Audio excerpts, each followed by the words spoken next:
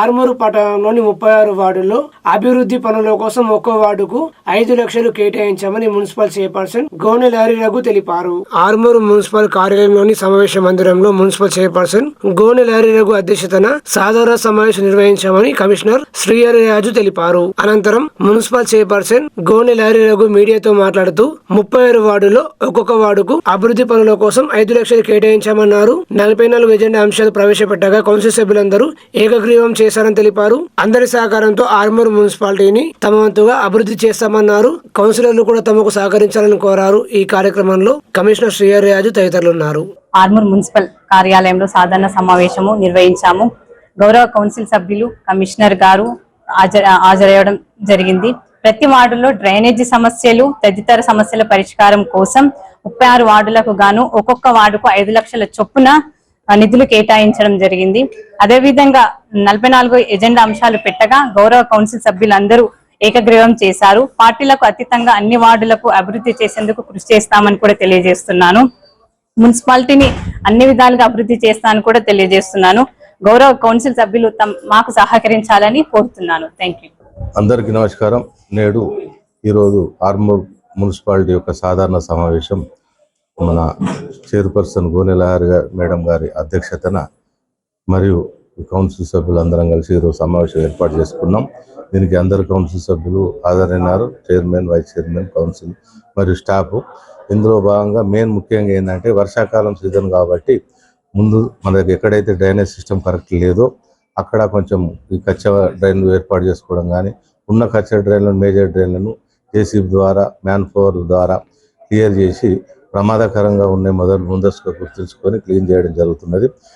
మరియు వచ్చే పండుగలు అంటే సపోజ్ ఇప్పుడు 15 ఆగస్టు కానీ తర్వాత వచ్చే వినాయక చవితి కానీ దసరా కానీ దీపావళి కానీ ఇవన్నిటి దృష్టిలో పెట్టుకొని ముందస్తు మొరం వర్కులు గ్రావెల్ వర్క్ అక్కడక్కడ ఏదైతే ప్యాథర్స్ గుంతలు ఉన్నాయో వీటిని మొదలు కూడుకోవడానికి ఈరోజు తీర్మానించాం. అవే కాకుండా 36 వార్డులకు కలిపి ఒక్కొక్క వార్డుకు సుమారు 4 నుంచి 5 లక్షలు చైర్మన్ గారి అధ్యక్షతన అందరికీ ఏర్పాటు చేపించేసి ఏదైతే అత్యవసరంగా అవసరం ఉన్న పనులు ముందుగా గుర్తించి చేసుకోవాలని అందరం 36 వార్డు సభ్యులు అందరం కలిసి ఏకగ్రీవంగా ఆమోదించి తీర్మానించారు. దీనికి అందరూ కౌన్సిల్ సభ్యులు మాకు సహకరించినందుకు ధన్యవాదాలు. Thank you. ఆర్మూరు పట్టణంలోని గోల్బంగ్ల వద్ద గల పట్టు చేనేత సహకార సంఘం ఆధ్వర్యంలో జాతీయ చేనేత దినోత్సవం నిర్వహించారు. పట్టు చేనేత సహకార సంఘం అధ్యక్షులు బుచ్కర్ గంగమోహన్ చక్రు, ఉపాధ్యక్షులు శిఖర శ్రీనివాస్ ఆధ్వర్యంలో ఎస్ఎస్కే ప్రాంతీయ సమాజ్ ఆర్గనైజింగ్ కార్యదర్శి కాంతి శ్రీనివాస్, ఎస్ఎస్కే ప్రాంతీయ సమాజ్ కార్యదర్శి మరియు ఆర్మూరు సమాజ్ కోశాధికారి వైద్య సంజయులు ముఖ్య అతిథులు విచ్చేయగా చేనేత దినోత్సవాన్ని పురస్కరించుకుని 10 మంది చేనేత కార్మికుల్ని పట్టు చేనేత సహకార సంఘం మాజీ డైరెక్టర్లను శాలువా పూలమాలతో ఘనంగా సన్మానించారు. ఈ సందర్భంగా వారు మాట్లాడుతూ పట్టు చేనేత సహకార సంఘం భవనం శిథిలావస్థలో ఉన్నందున ప్రభుత్వ సహకారంతో నూతన భవన నిర్మాణానికి కృషి చేస్తామని అన్నారు. అర్హులైన చేనేత కార్మికులందరికీ గుర్తింపు కార్డులు ఇప్పించి ప్రభుత్వ చేనేత పెన్షన్ వచ్చే విధంగా కృషి చేస్తామన్నారు. ఈ కార్యక్రమంలో పట్టు చేనేత సహకార సంఘం కార్యదర్శి బొచ్కర్ వందల లక్ష్మీనారాయణ, కోశాధికారి బదం రాజ్ కుమార్, డైరెక్టర్లు పడల నరేందర్, పడల గణేష్, బచ్చేవారెడ్డి శ్రీనివాస్, పోవర్ శైలేష్, కాంతి సత్యనారాయణ, మాజీ చైర్మన్ పోవర్ మన్మోహన్, మాజీ డైరెక్టర్లు తదితరులు పాల్గొన్నారు. నేను పట్టు చేనేత సహకార సంఘం చైర్మన్ గా ఎన్నికవడం మరి నాకు సహకరించిన మా చేనేత సభ్యులందరికీ పేరు పేరున మరోసారి కృతజ్ఞతలు తెలియజేస్తున్నాను. మరి దాదాపు కొన్ని వందల సంవత్సరాల క్రితం మా పెద్ద మనుషులు స్థాపించిన పట్టు చేనేత సహకార సంఘాన్ని మరి చాలా మా పెద్ద మనుషులు ఎన్నో ఏళ్లుగా కష్టపడి దీన్ని నిలబెట్టడం జరిగింది. ఇంకా చాలా మంది పెద్ద మనుషులు మరి దాదాపు 80-90 సంవత్సరాలైనా కూడా వారు నిజంగా కూడా మాకు గర్వకారణం. మరి దాన్ని ఇలాగే మరి పాత సభ్యులు కూడా దాదాపు అప్పుడు 1157 కుటుంబాలు మా ఆర్మూరు పట్టణంలో చేనేత ప్రతి ఇళ్లలో మా మొగ్గం ఉంటుండే. మరి ఇక్కడికి వెళ్ళి పట్టు వస్త్రాలు మరి బెంగళూరు ఇతర రాష్ట్రాల్లో దేశవ్యాప్తంగా మరి సప్లై అవుతుండే. మరి గతంలో కూడా మా పెద్ద మనిషి చెప్తారు ఇక్కడికి వెళ్ళి పట్టు చీరలను మరి గతంలో మాజీ మరి సరిగ్గా ఇందిరాగాంధీ కూడా ఇక్కడికి వెళ్ళి తెప్పించుకొని చెప్పేసి చెప్తారు. మేము విన్నాము. మరి అలాంటి మా పట్టు చేనేత సహకారాన్ని మారే చాలా స్థితిలో వస్తుంది. మరి దానికి పునర్వైభవం తెచ్చే విధంగా మా పెద్ద మనుషులు మరి మా సమాజ పెద్దలకు మరి వివిధ రాజకీయ పార్టీలతోటి సహకారంతో దీన్ని అభివృద్ధి చేద్దామని అనుకుంటున్నాము. ఎందుకంటే మేము ఈ పదవి చేపట్టి నెల రోజులు అవుతుంది కాబట్టి మీ దీనికి సహకరిస్తున్న పెద్దలందరికీ కృతజ్ఞతలు తెలియజేస్తున్నాను. మరి మా పట్టు చేతుల సమస్యలు, మరి వారికి ఐడి కార్డులు, మరి వారి ఎందుకంటే వీవర్స్కు ప్రభుత్వము పెన్షన్ పథకం కూడా ఉంది. మరి త్వరలోనే మా పట్టు చేత కార్మికులకు ఐడి కార్డులు మరియు పెన్షన్ సంబంధించిన దాన్ని కూడా మేము పూర్తి చేస్తాము. మరి గతంలో కూడా ప్రభుత్వాలు పట్టు చేత కార్మికులకు ప్లాట్ కూడా ఇవ్వడం జరిగింది. మరి మేము మా దగ్గర దాదాపు 80% మంది పేద ప్రజలు ఉన్నారు. మరి ఇల్లు లేని వారికి కూడా మరి ప్రభుత్వ పరంగా వారికి కూడా ఇల్లు ప్లస్ మరి ఏదన్నా ప్లాట్లు లేకపోతే డబుల్ బెడ్ ఇళ్ల కోసం కూడా మరి స్థానిక ఎమ్మెల్యే మరి నియోజకవర్గ ఇన్ఛార్జ్ వినయరెడ్డి గారికి కలిసి మరి మా పట్టు చేత మా క్షత్రియ సమాజ్లో మరి రాష్ట్రంలో మా పట్కర్ సమాజ్కు ఒకటే ఒక పట్టు చేత సహకారం ఉంది కాబట్టి దీన్ని దృష్టిలో పెట్టుకొని మరి ప్రభుత్వ పరంగా మరి రాజకీయ పరంగా మమ్మల్ని ఆదుకోవాలని చెప్పేసి మేము ఈ పత్రికా ముఖంగా రాజకీయ నాయకులు కోరుకుంటున్నాను. మరి ఇటు అవకాశం ఇచ్చిన పెద్దలందరికీ పేరు కృతజ్ఞతలు చేస్తున్నాం. నూతన భవనం నిర్మించి ఒక దిశను ఏర్పాటు చేయగలరని కోరుకుంటూ, అలాగే మన ఎస్ఎస్కే సమాజ్ వారి ఆధ్వర్యంలో కూడా ఈ సంఘంకు కావలసిన తోడ్పాటు అందించడానికి మన సమాజం యొక్క అధ్యక్షుల ద్వారా అన్ని విధాల తోడ్పాటు అందిస్తారని ఆశిస్తూ, వేరే క్యాస్ట్ వాళ్ళకు పెన్షన్లు వస్తున్నాయి చేనేత కార్మికులకు, మీరు కూడా ఐడి కార్డులు జారీ చేస్తే ప్రభుత్వానికి అప్లై చేసి వాళ్ళందరూ కూడా, నాకు తెలిసి చేనేత కార్మికులకు 52 సంవత్సరాలకే పెన్షన్ సదుపాయం మీద ఉంది. మరి ఆ కార్యక్రమం మీరందరూ కూడా అది సభ్యులు ఈ పెన్షన్ సదుపాయాన్ని వాడుకోవాలని చెప్పి నేను రిక్వెస్ట్ చేస్తున్నా.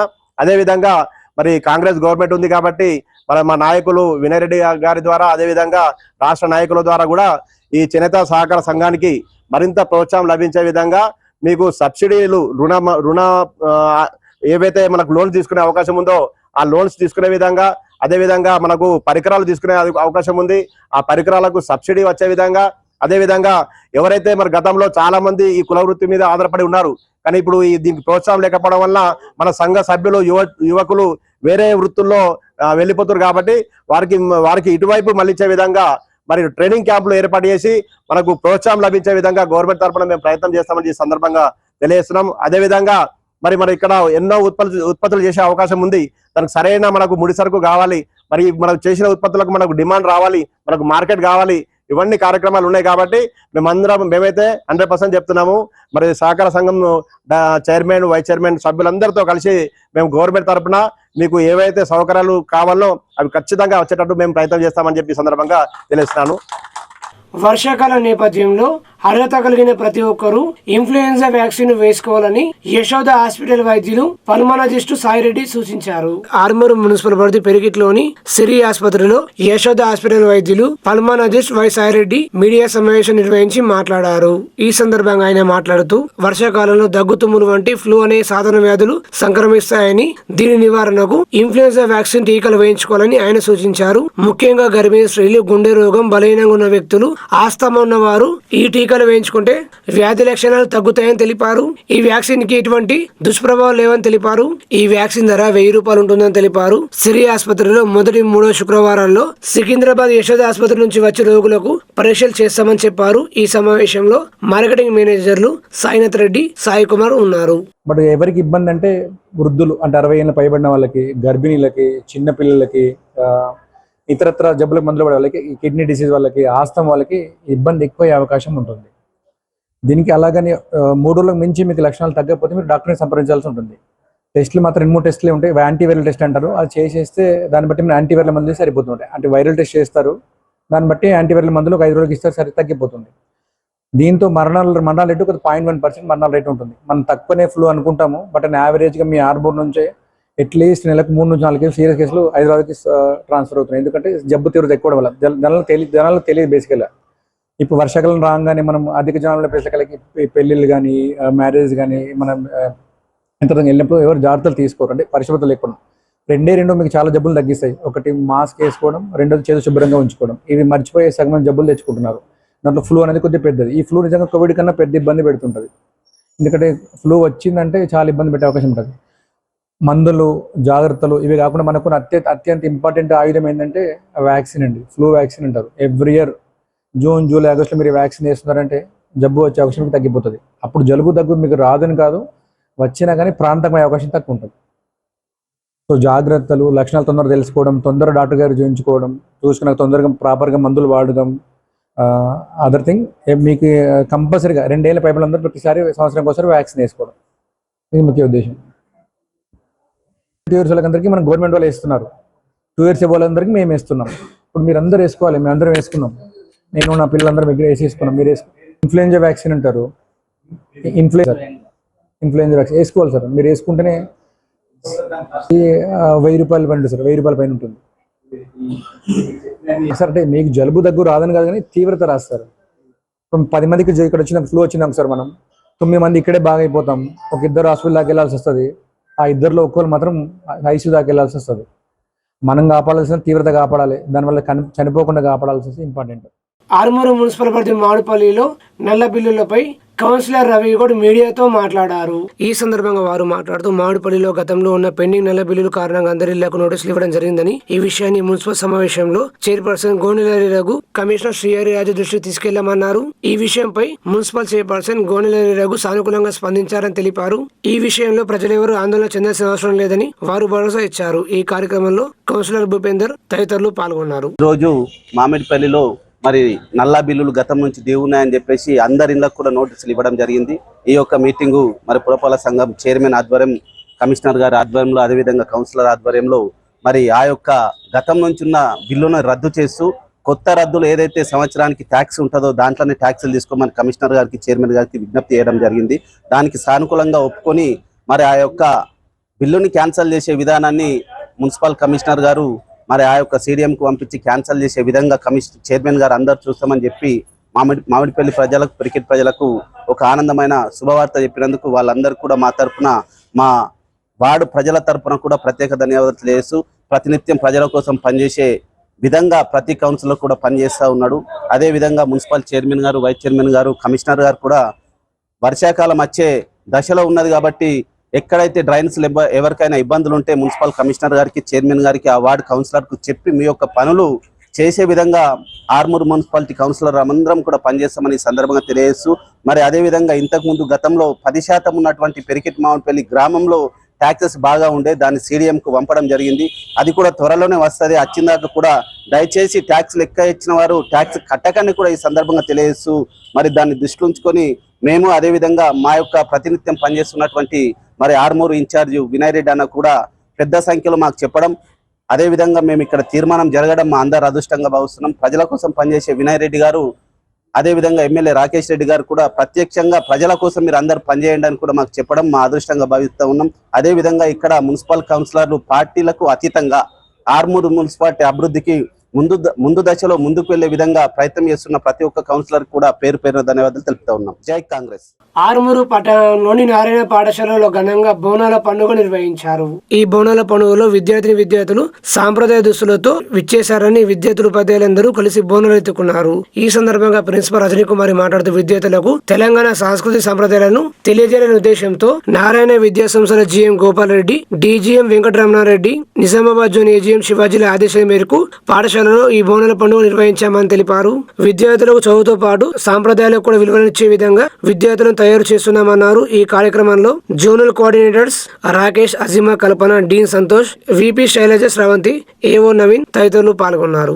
ఆర్మూరు మండలం అంకాపు గ్రామంలోని భార్గవి విద్యానికేతన్ హై స్కూల్లో ఉచిత కంటి వైద్య శిబిరం నిర్వహించారు. డాక్టర్ నరేష్ ఆధ్వర్యంలో విద్యార్థులకు ఉచితంగా కంటి పరీక్ష నిర్వహించామని, అవసరమైన వారికి మందులు అందజేసి తగిన సూచనలు ఇవ్వడం జరిగింది. ఈ సందర్భంగా ప్రిన్సిపల్ పట్వారి ప్రగతి గోపీకృష్ణ మాట్లాడుతూ విద్యార్థులు తమ కళ్ళను చాలా జాగ్రత్తగా ఉంచుకోవాలని, ఏమైనా కంటి సమస్యలుంటే వెంటనే నిర్లక్ష్యం చేయకుండా కంటి వైద్యులను సంప్రదించాలని సూచించారు. మానవ శరీరంలో కంటి యొక్క ప్రాముఖ్యతను విద్యార్థులకు వివరించారు. ఈ కార్యక్రమంలో సామాజిక సేవకులు, జాతీయ అవార్డు గ్రహీత పట్వారి తులసి, జైత్ర పట్వారి, విద్యాశ్రీ, హరిక తదితరులు పాల్గొన్నారు.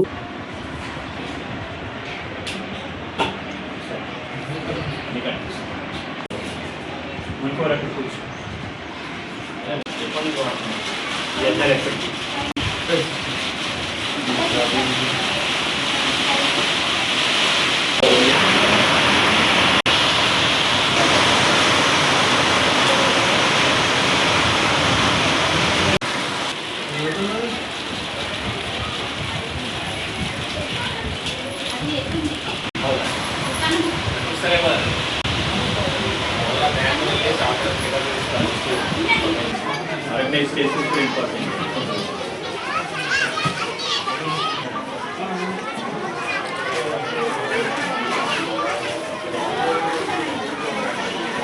ఆర్మూరు పట్టణంలోని ప్రభుత్వ బాలికల ఉన్నత పాఠశాల ఆధ్వర్యంలో బోనాల పండుగ ఘనంగా నిర్వహించారు. ఈ సందర్భంగా విద్యార్థులు పాఠశాల నుండి ర్యాలీగా ముత్యాలమ్మ ఆలయం చేరుకుని అమ్మవారికి ప్రత్యేక పూజలు చేశారు. అనంతరం ఉపాధ్యాయులు విద్యార్థులకు బోనాల పండుగ విశిష్టతను వివరించారు. మన తెలంగాణ సంస్కృతి సంప్రదాయాలను ప్రతి ఒక్కరు పాటించాలన్నారు. ఈ కార్యక్రమంలో పాఠశాల ప్రధానోపాధ్యాయురాలు వనజ, ఉపాధ్యాయులు సత్యకుమారి, కవిత తదితరులు పాల్గొన్నారు.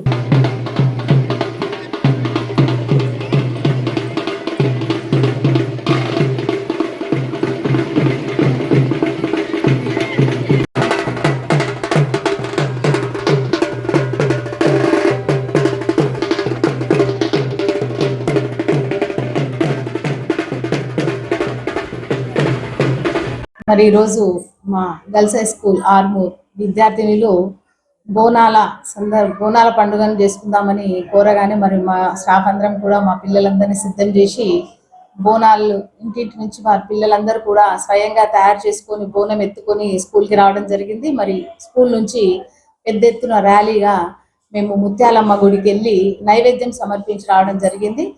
మరి మన ఈ బోనాల పండుగ యొక్క ప్రత్యేకత మా విద్యార్థులందరికీ తెలియజేయడం జరిగింది. మన తెలంగాణ సంస్కృతి, మన సాంప్రదాయం ప్రకారము ప్రతి సంవత్సరము మన ప్రభుత్వము బోనాలు అనేది మన మహంకాళి, ఉజ్జయిని అమ్మవారు ఇట్లాంటి బోనాలు చేస్తున్నారు కదా, దాని యొక్క ప్రత్యేకతను విద్యార్థులకు తెలియజేయడానికి కోసం మరి లాస్ట్ ఇయర్ కూడా మేము బోనాలని పండుగ నిర్వహించడం జరిగింది. మరి ఈ సంవత్సరం కూడా పెద్ద ఎత్తున మరి పిల్లలందరూ కూడా మంచి సాంప్రదాయ దుస్తులతో బోనం ఎత్తుకొని రావడం జరిగింది.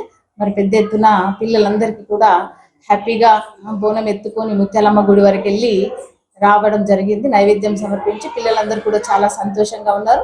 మరి అమ్మవారిని, మరి మన తెలంగాణని వర్షాలతో, పాడి పంటలతో మంచిగా మా పాఠశాల యొక్క రిజల్ట్స్ పిల్లలందరినీ కూడా మంచిగా చూడమని, ఆశీర్వదించమని చెప్పి ప్రార్థించడం జరిగింది. ఆర్మూరు చేనేత సహకార సంఘంలో జాతీయ చేనేత దినోత్సవ వేడుకలు నిర్వహించారు. పట్టణ పద్మశాలి సంఘం అధ్యక్షులు మేక మోహన్ దాస్ మాట్లాడుతూ, చేనేత మగ్గం అంటే ఎలాంటి విద్యుత్ ఉపయోగించకుండా వస్త్రాలు నేయడానికి ఉపయోగించే మగ్గం. చేనేత వస్త్రాలను సాధారణంగా నేత కార్మికులు ఇళ్లలో చట్టపు మగ్గాలపై నేస్తారని, నూలు పోగులల్లుతూ జీవితాలను అందంగా తీర్చిదిద్దే ప్రతి చేనేత కార్మికుడి చేతుల్లో శ్రమ ఉందన్నారు. ప్రతి చేనేత కార్మికుడు రాష్ట్ర ప్రభుత్వం అందించేలా పావల వడ్డీ, చేనేత మిత్ర, నేతన్న చేయుత వంటి పథకాలు పొందాలని సూచించారు. ఈ సందర్భంగా నూతన కార్యవర్గ సభ్యులను ఘనంగా సన్మానించారు. ఈ కార్యక్రమంలో పట్టణ పద్మశాలి సంఘం ఉపాధ్యక్షులు నరేందర్, సహాయ కార్యదర్శి జిందనారి తదితరులు పాల్గొన్నారు. రాజ్యసభ సభ్యులు ఎంతో కృషి చేసి పద్మశాలిని గుర్తించాలా, మానవ జాతికి నూలు వస్తువులను అందించే పద్మశాలి కులస్తులు, దీని విశిష్టత ఉండాలా అని ఆయన ఎంతో పరిశోధన చేసి ఈరోజు ఆగస్టు 7వ తేదీన జాతీయ చేనేత దినోత్సవం చేయాలా అనే సంకల్పంతో కేంద్ర ప్రభుత్వాన్ని ఒప్పించి అప్పుడు ఉన్నటువంటి జౌళి శాఖ మినిస్టర్తో మాట్లాడి ఈ జాతీయ చేనేత దినోత్సవం 2015 సంవత్సరం నుంచి ఎంతో ఘనంగా చేస్తున్నది రాష్ట్ర ప్రభుత్వం కూడా. గతంలో ఉన్నటువంటి ప్రభుత్వం కూడా చేనేత దినోత్సవం సందర్భంగా ఎన్నో కార్యక్రమాలు చేస్తుంది. చేనేత కార్మికులకు పావల వడ్డిస్తుంది. అటువంటి స్కీమ్లని కూడా ఇప్పుడు ఉన్నటువంటి చైర్మన్ మన కార్మికులకు అందరికీ అందజేయాలి. చేనేతన్న జీవిత బీమా ఉంది. ప్రమాదవశాత్తు ఎవరైనా చనిపోతే వారికి 5 లక్షలు రాష్ట్ర ప్రభుత్వం ప్రకటించింది. అవన్నీ దృష్టిలో పెట్టుకోవాలా, మీకు అన్నీ తెలియాలా, ఎన్ని స్కీమ్లు ఉన్నాయి, మీకు పావల వడ్డీ రుణాలు వస్తాయి, మీకు కొన్ని స్కీమ్లు ఉన్నాయి. ఆ స్కీమ్ల గురించి కార్మికులు తప్పకుండా తెలుసుకోవాలా, వాటి గురించి పాటుపడాలా, దాన్ని చైర్మన్ ఎంబట పడాలా, మీరు అవన్నీ సాధించుకోవాలా. అప్పుడే మన కార్మికులందరికీ, చేనేత కార్మికులు బ్రతుకులు బాగుండాలా. వారు ఆదర్శంగా ఉన్నప్పుడే మన చేనేత కార్మికులలో ఎక్కువ మంది పద్మశాలీలు దేవంగా వాళ్ళే ఉన్నారు. వాళ్ళందరి కుటుంబాలు అభివృద్ధి చెందాలి. దీనికోసం గాను మీరంతా ఎప్పుడెప్పుడు మీకు రావాల్సినటువంటి లోన్స్, రుణాలు అన్నీ జాగ్రత్తగా తెచ్చుకునే ప్రయత్నం చేయాలి. మీరు అభివృద్ధి చెందితే పద్మశాలి కూడా అభివృద్ధి చెందుతుంది, చేనేత కార్మికులు అభివృద్ధి చెందుతుంది. కాబట్టి దయచేసి ఈ దినోత్సవాన్ని మనము సంతోషంగా, ఆనందంగా పట్టణ పద్మశాలి సంఘం తరఫున ఈరోజు మిమ్మల్ని గుర్తిస్తూ, మీ పనిని గౌరవిస్తూ మీకు ఒక చిన్న సన్మానం చేయాలని అందరికీ కూడా మరొకసారి జాతీయ చేనేత దినోత్సవ శుభాకాంక్షలు. జై మార్కండేయ.